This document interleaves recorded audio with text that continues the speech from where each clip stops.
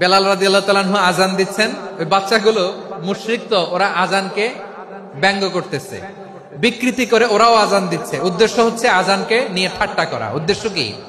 ঠাট্টা করা। ব্যাপারটা মনে কষ্ট পাওয়ার মতো ব্যাপার না? কিন্তু বিশ্বনবী ওইখানে দেখেন কি খুঁজলেন। বিশ্বনবী খেয়াল করলেন অমুসলিম কিশোরদের মধ্য থেকে একটা কিশোরের গলাটা বড় দরাজ গলা, কণ্ঠটা বড় সুন্দর।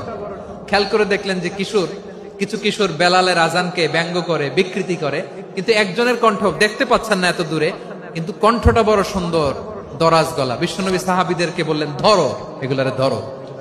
সবগুলারে ধরে বিশ্বনবীর সামনে আনা হলো। ওরা হাঁটু গেড়ে বসলো। বিশ্বনবী বললেন, তোমাদের মধ্যে কে যেন ব্যঙ্গ করে আজান দিচ্ছিল, তার গলাটা বড় উঁচু, গলার বেসটা বড় মজবুত, মেলোডিয়াস, সুমধুর কণ্ঠ। কে? আবু মাহজুরা বলে, আমার বন্ধুরা সবাই আমার দিকে আঙ্গুল দেখায়, আমি পড়ে গেছি বিপদে।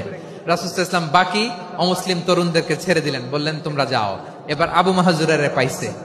আবু মাহজুরার চুলের মধ্যে হাত দিলেন বিশ্বনবী, মাথায় হাত দিয়ে বললেন, এবার আজান দাও দেখি।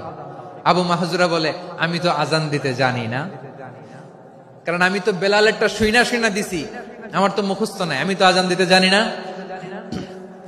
বিশ্বনবী বললেন, জানো না? তাহলে আসো, আমি তোমারে শিখাই দেই। সুবহানাল্লাহ পড়েন। আবু মাহজুরা হাঁটু গেড়ে বসে, বিশ্বনবীর মোবারক হাত আবু মাহজুরার চুলের মধ্যে। বিশ্বনবী আজানের মুআল্লিম আবু মাহজুরাকে বলতেছে, ঠিক আছে তোমারে শিখাই দিচ্ছি, আমি যা যা বলবো আমার সাথে সাথে বলো, পারবা?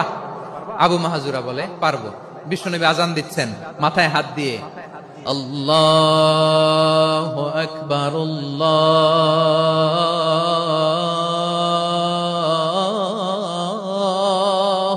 আকবার। আবু মাহজুরা এই বাক্যটা পড়লেন। বিশ্বনবী দ্বিতীয় বাক্য পড়তে আরম্ভ করলেন, আল্লাহু আকবার,